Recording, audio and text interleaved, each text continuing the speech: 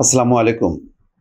বৈষম্য বিরোধী এবং এনসিপির আন্দোলন, চট্টগ্রামের পটিয়া থানার ওসিকে প্রত্যাহার। কাজটা ভালো হলো নাকি মন্দ হলো এটা তাৎক্ষণিকভাবে বোঝা যাবে না, তবে এসব ঘটনার সুদূর প্রসারী প্রভাব আছে। যদি সত্যি সত্যি ওসি খারাপ কাজ করে থাকে তাহলে তো ঠিক আছে, সেই খারাপ কাজের জন্য তার প্রত্যাহার হওয়াটাই উচিত। কিন্তু এইভাবে মব তৈরি করে, চাপ সৃষ্টি করে ওসি প্রত্যাহার, এটার একটা প্রভাব আছে পুলিশের উপর। সেটা কি আমাদের সরকার প্রশাসন চিন্তা করে কি না? এমন একটা সময় এই ঘটনাগুলো ঘটছে যখন পুলিশের অবস্থা এমনিতেই নাজুক। আইন শৃঙ্খলা পরিস্থিতি তারা নিয়ন্ত্রণ করতে পারছে না। কেন করতে পারছে না, কি পরিস্থিতি? তারপরে তাদের মধ্যে গ্রেপ্তার আতঙ্ক আছে। বিগত সময়ে তারা যেহেতু আওয়ামী লীগের পক্ষ নিয়ে কাজ করেছে, অনেকটা বাধ্য হয়েছে, আবার কেউ স্বেচ্ছায় করেছে, ফলে তারাও গ্রেপ্তার আতঙ্কে আছে অনেকেই, বিশেষ করে পুলিশের উপর পর্যায়ে।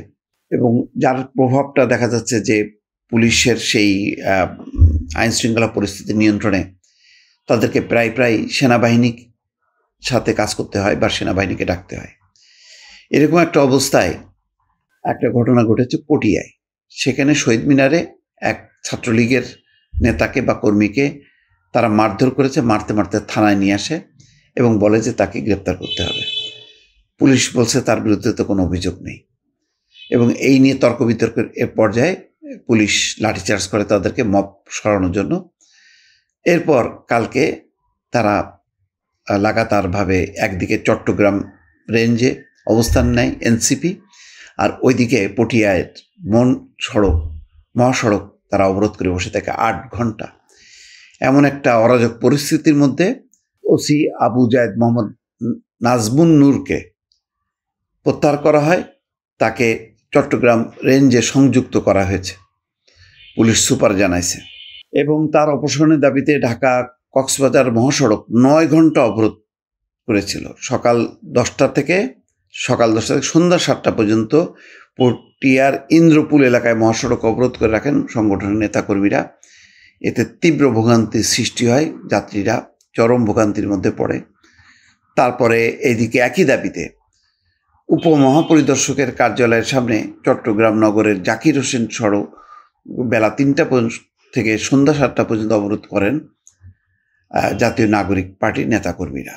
ঘটনাটা হচ্ছে ছাত্রলীগের দীপঙ্কর দে নামে এক কর্মীকে আটক করে পরে তাকে পটিয়া থানায় নিয়ে যাওয়া হয়। তবে তার নামে কোনো মামলা না থাকায় পুলিশ তাকে গ্রেপ্তার করতে চায়নি। পরে পরিস্থিতি উত্তপ্ত হলে পুলিশ তাকে নিজেদের হেফাজতে নেয়। বৈষম্য বিরোধী ছাত্রলীগের আন্দোলন নেতাদের অভিযোগ, নিষিদ্ধ ঘোষিত ছাত্রলীগ কর্মী দীপঙ্করকে থানায় নিয়ে যাওয়ার পরও পুলিশ মামলা নেয়নি। এখন শুধু নিষিদ্ধ ঘোষিত ছাত্রলীগের নেতাকর্মী, যদি মামলা না থাকে তাহলে কি মামলা নেবে? তার বিরুদ্ধে সুনির্দিষ্ট কি অভিযোগ আছে সেটা কিন্তু পুলিশ বলতে পারছে না। আচ্ছা, এই নিয়ে আন্দোলনকারী নেতা কর্মীদের সঙ্গে পুলিশের উত্তেজনা দেখা যায়। পরে পুলিশ তাদের লাঠিপেটা করেন, এতে তাদের কয়েকজন আহত হয়। আর পুলিশ বলছে মিছিল নিয়ে ওই ব্যক্তিকে মারতে মারতে থানার ভেতরে নিয়ে আসা হয়। তার বিরুদ্ধে নিষিদ্ধ ঘোষিত ছাত্রলীগ করার অভিযোগ তোলা হয়। এই সময় তারা থানার ভিতরে এক প্রকার মব সৃষ্টি করেন, তাই আইনের ভেতর থেকে পুলিশ তাদের বোঝানোর চেষ্টা করে। আচ্ছা বলেন, এই যদি চিত্র হয় তাহলে যখন তখন যেখানে সেখানে ছাত্রলীগ হোক, আওয়ামী লীগ হোক, জাতীয় পার্টি হোক, ধরবে, মারবে, থানায় নিয়ে আসবে, আর পুলিশকে বলবে যে তাকে আটক করেন, গ্রেপ্তার করেন। এটা হয় কোনো দিন? এইভাবে চলবে? তাহলে এইটা যদি প্রতিষ্ঠিত হয় তাহলে সারা দেশে এনসিপি বা বৈষম্য বিরোধী আলারা কি এটাই করতে থাকবে? থানা পুলিশ চলে এইভাবে? দর্শক, অনেকগুলো প্রশ্ন আমি সেজন্য সামনে আনলাম। আমি কোনো সমাধান দিচ্ছি না বা কোনো সমীকরণে আসতে পারছি না, কিন্তু আমি মনে করি যে এই ঘটনাগুলোর প্রভাব পুলিশের উপর পড়বে। পুলিশের ওই থানার ওসিরা তখন ওই ক্ষমতার কাছে, সেখানে এনসিপি হোক, বিএনপি হোক, শিবির হোক, সবার ব্যাপারে তারা সংকুচিত হয়ে থাকবে। মনে করবে যে বাবারে, এদের সাথে ঝামেলা করা যাবে না, করলে বিপদে পড়বে। আর এই মনোভাব যত জাগ্রত হবে তত আইন শৃঙ্খলা পরিস্থিতি ধসে পড়বে। দর্শক, নিশ্চয়ই আপনাদের মতামত প্রত্যাশা করি। ভালো থাকবেন। আল্লাহ হাফেজ।